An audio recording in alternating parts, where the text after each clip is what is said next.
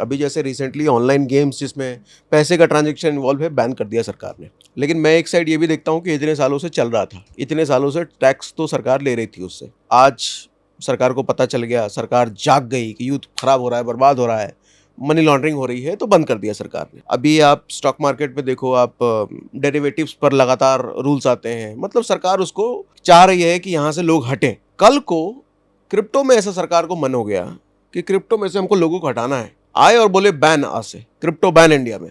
Possible है ये? India से बाहर चले जाएंगे जिनको क्रिप्टो करनी है। Who will नहीं, stay वो here? तो जुआ खेलने वाले भी चले जाते हैं। मतलब जिसको खेलना है वो कहीं ना कहीं जाकर के खेल ही लेगा। हालांकि इंडिया में लेकिन अब क्या पॉसिबल है ये? नहीं, सुप्रीम कोर्ट बैन हटा चुकी है एक बार, तो नाउ बैन एक बार लिफ्ट होने के बाद वापस उस पर नहीं लग सकता, पहली चीज। अच्छा, सुप्रीम कोर्ट ने एक बार बैन हटा दिया है। हाँ, Yes. 2017 या 20, 18 के 18 में। आसपास, हाँ, yes. तो 17 के आसपास वो बैन लगा था हम्म। एंड 18 के मिड के अंदर वो लिफ्ट हो गया था वापस से। हम्म। तो बैन लगना पॉसिबल नहीं है। Second, Indian government is working on regulations, जिसे मैं बहुत अच्छा स्टेप मानूंगा, क्योंकि अगर रेगुलेशंस पे ले आते हैं तो शायद ये स्कैम, फ्रॉड्स, मनी लॉन्ड्रिंग, इन सारी चीज़ों को इंडियन गवर्नमेंट कंट्रोल कर पाएगी। And if they control that, जब उनका ये सारी चीज़ें सॉल्व हो जाएगी तो ऑब्वियसली टैक्सेशन भी वो लोग कम करेंगे। And this is what my expectation is कि आने वाले एक साल के अंदर अंदर you will see a good taxation regime for crypto people. Taxation reduce हो जाएंगे, टीडीएस आपका कम हो जाएगा and people will be free to trade there.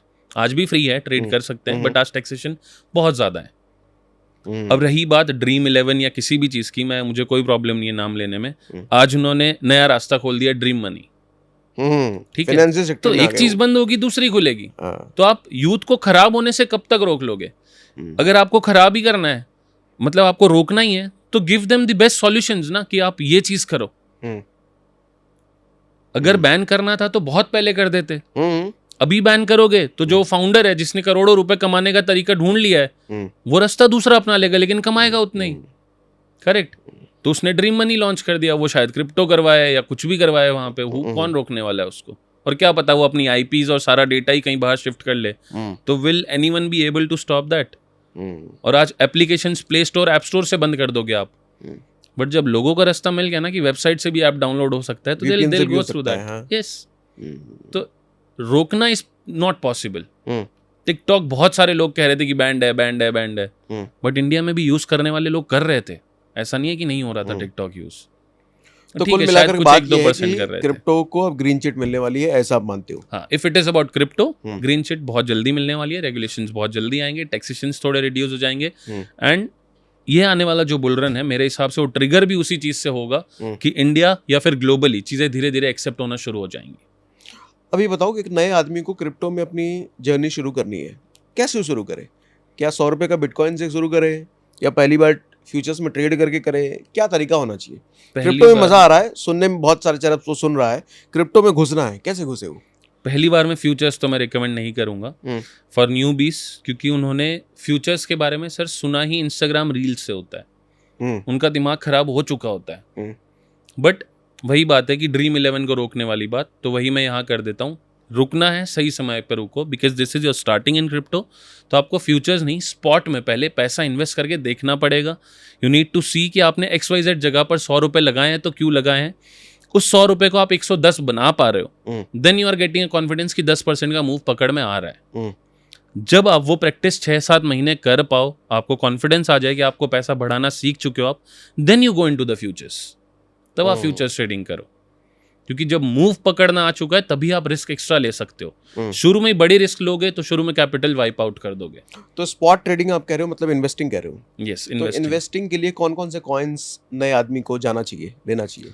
मेरे हिसाब से आज की तारीख के अंदर अगर कोई कहेगा बिटकॉइन ले लो, तो मैं कहूँगा बिटकॉइन में SIP करो, इन्वेस्ट ऐसा नहीं कि होल्ड करके आप बड़ा प्रॉफिट बनाओ, उससे कितना ही बना लोगे आप। और SIP तो सिर्फ आप CoinDCX के जरिए ही कर सकते हो। CoinDCX में आप SIP कर सकते हो अगर आप INR में करनी है, जिसका लिंक हम डिस्क्रिप्शन में दे के रखते हैं।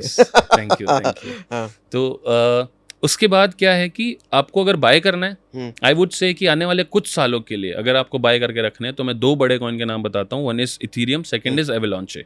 ओके, ये 2 कॉइन और ये 2 ब्लॉकचेन्स इतना तगड़ा काम कर रही है मार्केट के अंदर and to try to solve the big problems in blockchain industry hmm. कि आने वाले समय में बहुत अच्छा रिटर्न दे सकती है। ठीक और है। ये है सेफ इन्वेस्टमेंट्स। इथेरियम के अलावा दूसरा कौन सा बोला? एवेलॉन्च है, एवेक्स के नाम से जाना अच्छा, जाता है। ओके।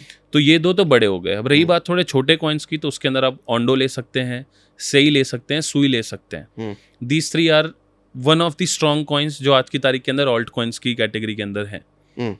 और जो शुरू में दो मैंने बताया, एवेलॉन्च और Ethereum, they are the big coins, लेकिन अच्छा होल्ड करने लायक है। तो आप अच्छा पैसा डाल करके you can keep it parked.